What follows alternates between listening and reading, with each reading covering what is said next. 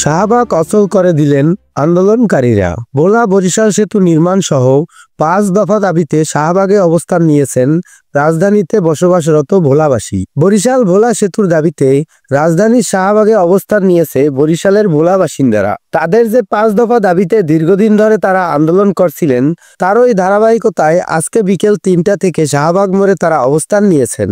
এতে করে পুরো রাস্তা ব্লক হয়ে গেছে এবং তারা যেটি বলছেন যে দাবি আদায় না হওয়া পর্যন্ত এই মোড়ে অবস্থান করবেন এবং দাবি আদায় করে তারা বাসায় ফিরবেন। ভোলাবাসীর দীর্ঘদিনের এই দাবিতে তারা বিভিন্ন সময় আন্দোলন করে আসছেন এবং আন্দোলনের প্রেক্ষাপটে কয়েকদিন ধরে তারা লাগাতার আন্দোলন করছেন। সেই আন্দোলনের অংশ হিসেবে আজকে তারা শাহবাগ মোড়ে অবস্থান নিয়েছেন। এক কথায় বলা যায় যে শাহবাগের চারপাশ জুড়ে ভোলা এবং বরিশালের যারা বাসিন্দা রয়েছেন রাজধানীতে তারা জড়ো হয়েছেন এবং দাবি আদায়ে তারা নানা স্লোগান দিচ্ছেন।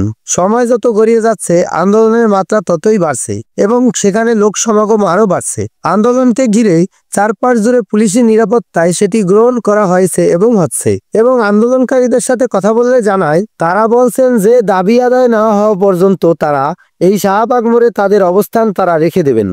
সৌরভ হালদার, কণা ভোকাল সংবাদ।